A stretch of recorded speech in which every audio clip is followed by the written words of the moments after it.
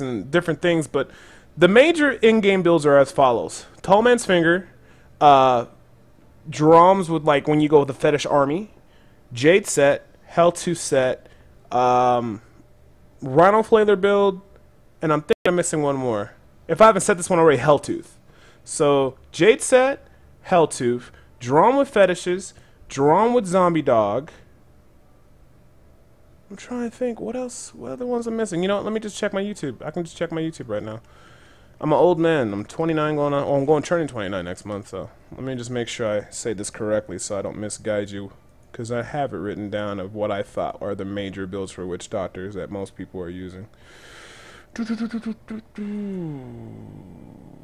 Okay. All right, here we go. It is Helltooth, Jade Set, Drum, Carnival with SMK, Tall Man's Finger, and then also Rhino Flailer. So those are the major builds: Rhino Flailer, Tall Man's Finger, Star Metal with Carnival, Drum tutorial build, Jade tutorial build, Helltooth tutorial build, and also the Tall Man's Finger. Not all those builds were shown with a breakdown to why we use those items that we do, and they didn't have some of the gear that I have now. Now, about a month later, I finished all the gear for all the sets. I have the best in slot for each of those different builds, and now I just made this video series that are a lot quicker than the initial introductory builds or introductory series for those builds. So now I'm just showcasing them with all the in-game build gear, so you can see what it happens. And you can kind of see, well, okay, this is how it looks towards when I get all the good gear. Okay, I'm going to roll with this build. So you can kind of make a choice to what you want to do. Now, a lot of people have been asking me, Debo, can all these builds compete well in PTR for the most part? But the main thing that really determines how well you do, at least solo-wise, is if you have the double Unity ring with a follower relic item that makes the follower invincible. Running that combo will significantly make your life a lot easier. So PTR is not out yet. Make sure you guys get up on getting the double Unity ring and the follow relic item, and also start hunting your Hellfire keys right now, because I'm telling you, you're gonna want the Hellfire necklace as well. But anyways, I digress. This is the in-game tutorial build for the Jade set, and we'll just get right into it. Quizzicoatl helmet. I wish I can get one with a crit percent chance, and then I can re-roll for the, I'm sorry, I'm hoping to get one that has socket, re-roll the attack speed for crit percent chance, but since I have so much crit on the build already, it's okay. So we got the Quizzicoatl helmet with the diamond inside of it for the cooldown reduction. I have the Jade shoulders with the haunt damage, which is now working on the servers, which is great. Jade harvester with int, armor, crit percent chance, and critical damage. The reason why we don't get attack speed, because attack speed is not necessary in this build and doesn't increase its DPS. The Tall Man's Jade's Harvester piece, I had a reroll for triple socket, so I can't get haunt damage yet. Hopefully I get a better chest piece in the future where I can. Also, on the necklace, hopefully I can get one that has cold damage, crit percent chance, critical damage, and int. Haven't got one yet, so we'll just use a Golden Gorgon Leorg. That's trifecta, works out quite well. Strong arm bracers, max cold damage, 5.5% crit, almost max in. I'm pretty happy about this damn thing. This thing's a monster. And this will also combo in with our Piranhos of Perinato, as you guys know, if you watched the other Jade video when I broke it down.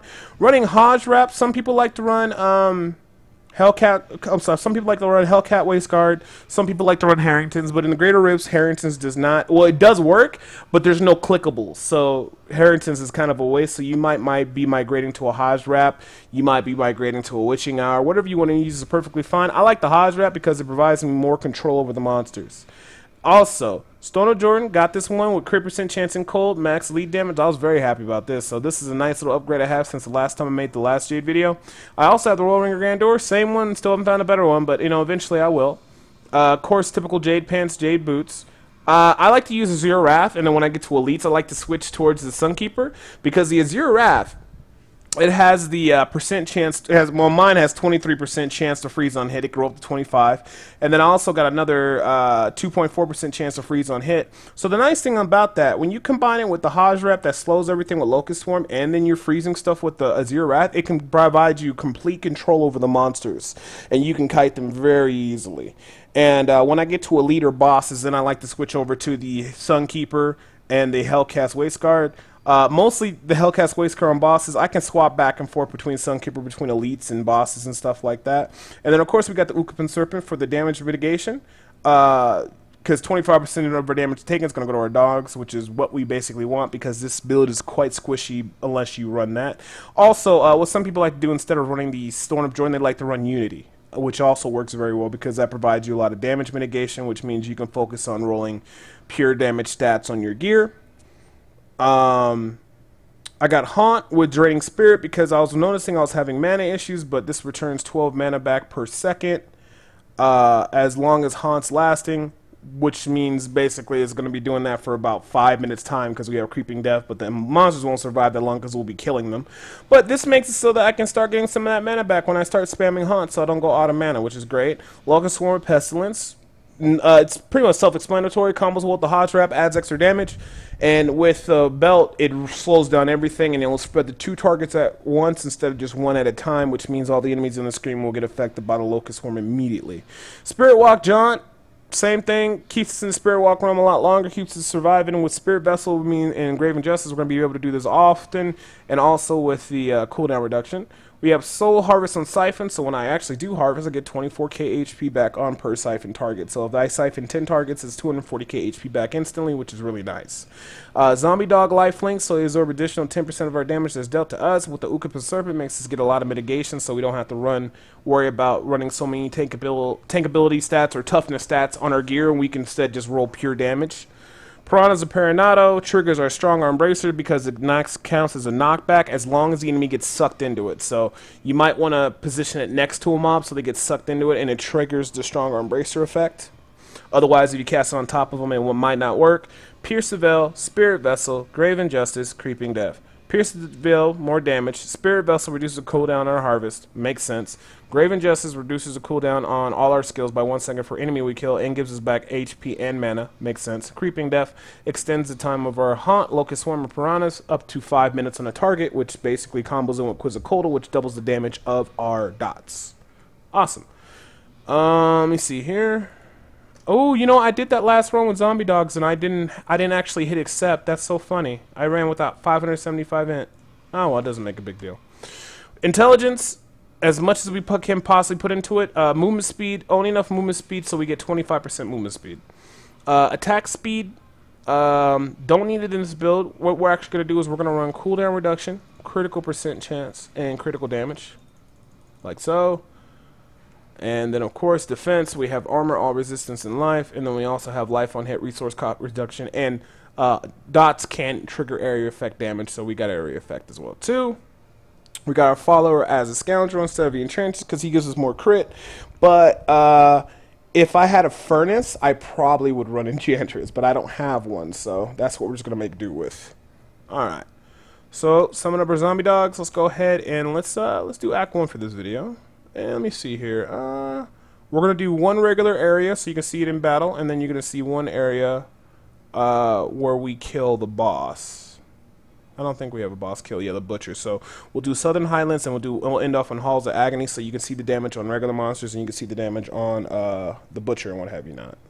Currently, right now, last time I heard, Haunt is #1 and #2 spots on the tiered rift system on the PTR because they're running double furnaces and that stuff gets kind of crazy, but the one-shotting of the Harvester build is very nice and it works out very well. Oop, I'm stuck. Oh, no, I'm not. Alright. So basically when I get to elites, I'll be switching to the Sunkeeper. Other than that, I like using Azure Wrath. I like control. As you see, once you cast Locust Swarm, you see how everything's like really slow now and how everything just can't move? Then I can just come over and harvest as I please. I don't have to worry about having a headache. We have an elite, switch to the Sunkeeper. So I will always cast your Piranhas or Paranado first, then cast your Haunt, your Locust Swarm, and then once everything's up, you harvest and everything dies like that for the most part. Unless for some reason the monsters get out of position or something crazy like that. That's usually how it goes down. And I don't think I'll even need to harvest on him because he's almost dead anyway. I'll harvest him. He's dead. Now, do you have to run Azure Wrath? Or run Azure Wrath and this? Do you have to swap? No, most people just run Sunkeeper. And really, I could do the same thing too. I just like the freezing effect. I like the freezing effect of of the Azure Wrath, it just gives me more of a sense of control. Ooh, I missed a harvest. It gives me more of a sense of control when I'm going versus monsters and what have you not, because sometimes you get overwhelmed, especially in the Greater Rifts. The ability to slow down all the enemies on screen does make a big difference. And he didn't drop nothing for us. It does make a big difference because some enemies come directly at you, and in the Greater Rifts, like, you don't know if you're going to be getting Ankanar, so you're going to be getting the angels diving at your face. There's a lot of monsters that can just basically one-shot you or kill you.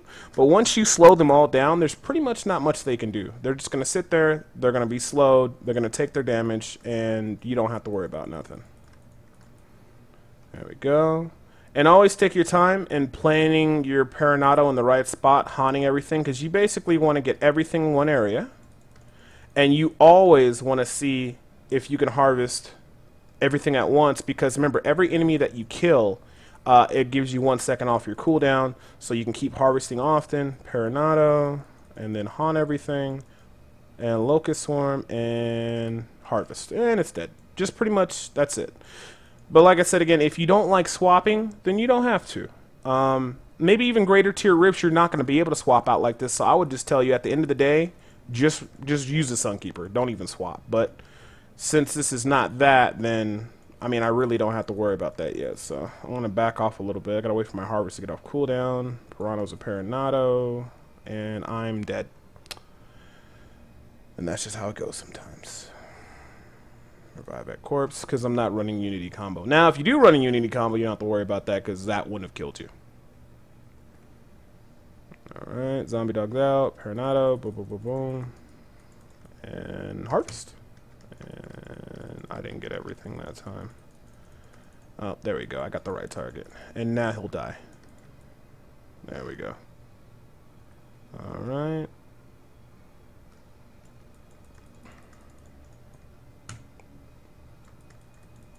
What am I not harvesting? No. I have the set piece up. Should be harvesting. Maybe I'm just not spamming haunting on enough targets. There we go. Much better. I'm usually used to Resentful Spirit, but when you're running the one that gives you back mana, well, if you like to use Resentful Spirit, it's nice because it haunts everything. You can do a couple spams, everything gets haunted, but I've noticed like I out of mana myself a lot, so now I gotta make sure I get haunt on everything before I harvest. Like that I'll miss, or I won't get the harvest or the haunt or my dots on them, and it won't do the damage. Now if you do have a furnace right now, the one thing I did notice about the Jade set is that it doesn't kill elites as fast as it should, or you know, rift bosses and stuff. But if you have this weapon called the furnace, which does percent based damage upon what HP the monster has left. So like for instance, like I remember I was talking to a guy, he said when the Rift Guardian gets about 60 billion HP, like on floor 50 on the tiered rifts, like the furnace was hitting for like 5 billion a proc. That kind of makes a big difference. So if you have that, you can even use that as the main weapon for this build. Or if you like still, you can just put it on your follower and let your follower do that extra damage. It depends on what you want to do as a player. As for me, I haven't found one yet. I think Blizzard always said they're already mentioned about looking into it. I don't think they're going to nerf it for regular play, but I don't know. We'll just have to wait and see. It's a very powerful weapon. It's pretty much like best in slot on follower for a weapon for the Enchantress. And a lot of people are using that to get to the higher tier. Whereas I know monks are using it. I know, well, it just basically in general, every single body, everybody's using it. So if you find a furnace or you have a furnace, don't break it down, don't get rid of it, and you might actually want to start using it because it's actually very powerful. And it will allow for you to kill Rift Guardians and bosses much quicker than you would by yourself. Alright, so we got through that area pretty much unscathed. Could have been a little bit cleaner, but like I said, that's why I kind of prefer running the pet build over Jade in single player. Jade basically excels better at it excels better in groups. And then you might be like, well, Debo, if it excels better than groups, why is it top play in the leaderboards for PTR? It's because the Jade users that are using the furnace as a two-handed weapon, they basically slaughter Rift Guardians and bosses and stuff like that, so they don't really have any problems. And that gives them the leeway, or gives them like a little bit of the ability to rank higher than the pet builds, because they can run furnace on not only themselves but also their followers, which makes a big difference. and that allows for them in turn to kill the rift bosses and everything very fast, which allows them to get better clear times. Better clear times means you rank up better than everybody else. So you have to keep that in mind, but Blizzard always said they're looking into probably nerfing it, so I don't think it's going to be like that for a while. And if they nerf the furnace, then I can definitely see pet builds being in the top again as they were, because at the beginning of the PTR, all the pet builds were at the top. Jade was kind of coming up behind, but then some Jade Witch Doctors are like, oh, okay, I have 2 furnaces, so let me go ahead and use the furnace on myself, and then use the furnace on my follower, and then you got 2 people, or 2, you got 2 sources of damage that are doing percentile-based damage based upon the boss's HP, just basically massacring everything. So if you guys watched my other video I put out today, which was the Tall Man's Finger in-game guide tutorial build, that one talks a lot about it as well. So if you don't have double unity in the follower relic, you definitely need to start looking into getting that if you want to be competitive on the tiered rifts. Otherwise, if you're okay with just going to like floor 30 and then, you know, your run's over, then you don't need to worry about more than all that. It just depends on if you want to compete, like be like in the top 20, I would advise double unity ring with the follower item, and then if you have a furnace, don't get rid of it. Should you still look for a furnace? Yes. Should you gamble for it? I really don't think so, because like I said, we don't know how Blizzard's going to deal with that. They could disable it for Greater Rift play and then make it available for non-Greater Rift play, which actually makes the most sense, or they can just dramatically just retro nerf all the furnaces they actually have in the game right now. So I'm not too for sure. If you want to spend your blood shards on getting it, by all means do so if you don't need anything else. If you need other gear, I would say get the other gear first before you start gambling it. But if you definitely wanted to go for the double unity ring combo and start gambling rings, then by all means do it, because I don't think they're going to get rid of that, because one of the developers, like somebody said before, that it's working as intended.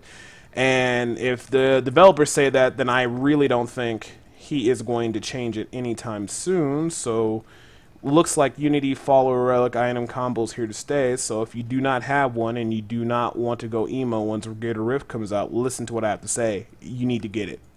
I don't know when PTR is going to come out. It's probably going to, I don't know when it's going to go live. It's probably going to be a while.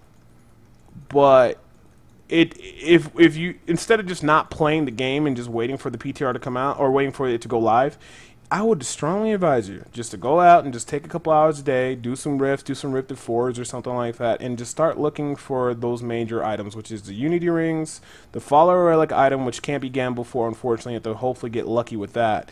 And also, if you can get a furnace, hold on to it as well, too, because you don't know how they're going to change stuff, you know, so we'll just have to wait and see. Besides all that, I've been enjoying the PTR so far. I'm looking forward to crafting some Hellfire amulets in the future. It's going to be interesting because the best in slot necklace on high level tiered rifts is not going to be the Hellfire necklace. It's going to be the one ability to get the Countess Julia, or I forget what the name of that necklace is, but it's a necklace that basically anytime you take arcane damage, you get instantly healed back to full. And the reason I say that is because once you get to like 34, 35, even 36 in the greater tiered rifts, and even if you have Unity on, Jailer will one-shot you. So the only thing that keeps you from being like one-shotted is by using that necklace, which will heal you for arcane damage instead of actually you taking damage from it. And another one nice one is Ice Climbers, which makes it so you can't be immobilized and reduces the damage of cold damage, which basically helps out when you start getting monsters that have freeze or frozen, and they start putting those little frozen circles underneath you and dealing damage directly to you. And since we're on the Butcher, we're going to go ahead and resummon my dogs, put on my Sunkeeper, my Hellcast Waistguard, Piranhas, and dot him up. Harvest, not that much, but like I said, if I had the Enchantress follower with the Furnace, or if I had a Furnace, all I would have to do is just keep spamming Haunt like so, and it would be proccing the extra damage HP on the bosses. So if you're frustrated with the Jade set because it doesn't do that much damage for like the bosses or Rift Guardians, whatever, just go ahead and get a Furnace. Put it on your Enchantress if you're running solo, or if you're in group, put it on your Witch Doctor when you get to the Rift bosses, and you will see them just start to melt the bosses because it does percent HP damage on the boss. It does. So basically, the more HP the boss has, the more damage it's going to do. It's always going to scale proportionally to what the boss's HP is, which is actually pretty nice. But, I mean, this is not too bad. I mean, he's dying really fast. I'm going to have to wait for the last harvest. One more, and he should be good to go. Any second until my harvest comes off cooldown. Ooh, wait a minute. He's getting a little crazy. I think I missed the harvest. Yeah, I think I missed the harvest. We'll have to wait. Well, that was embarrassing. There we go. And he's dead. So, especially now with the increased damage to the Jade set, well, with the increased damage to Haunt and Locust Swarm runes actually working, Jade set's pretty damn powerful again. Well, really never did go anywhere, but long story short, for solo play, Jade set kind of pales in comparison to pets, but it still does very well. I would say if you had a Rift, like at Torment level 6, and you asked for the pet doctor to clear and the Jade set doctor to clear, and they both had whatever gear they wanted to use, I probably would say pet would probably, let's say pet finishes like at 7 minutes, then Jade might finish at 10. Or it might go pretty well depending on how well the Rift goes and how much RNG is applied. But if you just look at it straightforward, pet does eke out more better results when you're playing by yourself or solo play. Because like I said, even though with the PTR where Jade's like #1 and #2 right now, I don't think that's going to stay in there with Furnace. And once they nerf the Furnace, then Jade's going to go down a couple ranks and stuff because they'll reset the leaderboards and people will try again. But the biggest place where Jade excels at is in group parties. So exactly with pull monks or people that can vortex everything in one spot, you cast all your locusts, you cast your haunts and all that great stuff, and then you harvest. That is probably like the best situation for Jade, because everybody wants a Jade group, a Jade Witch Doctor in their parties, especially on the PTR, and what have you not. So that's something to definitely look forward to if you do like running the Jade set. Of course, if you like running it solo, hey, you can run it solo too and do just fine. You just got to realize that pet build is just better for solo, while group play is better for Jade. But anyways, as always, I appreciate you guys watching these guides and these videos and tutorial videos on YouTube. Check me out on Twitch TV, twitch.tv/SPSDebo. My Facebook and Twitter is DeboSC2, so at DeboSC2. Outside of all that, I got one more in-game tutorial guide coming out. That's with the Rhino Flailer build, utilizing physical and generating fetishes. And then after that, I'll be done with my in-game tutorial build series, because I'll pretty much have covered all the major builds that Witch Doctor do. And then after that, I'll start updating stuff about what's going on in PTR and how to get ready for when the PTR goes live and what things you need to be farming and stuff. So as always, I appreciate you guys watching the stream or always watching these videos, like I said again, and I hope you have a good day. My name is Debo, and I'm out.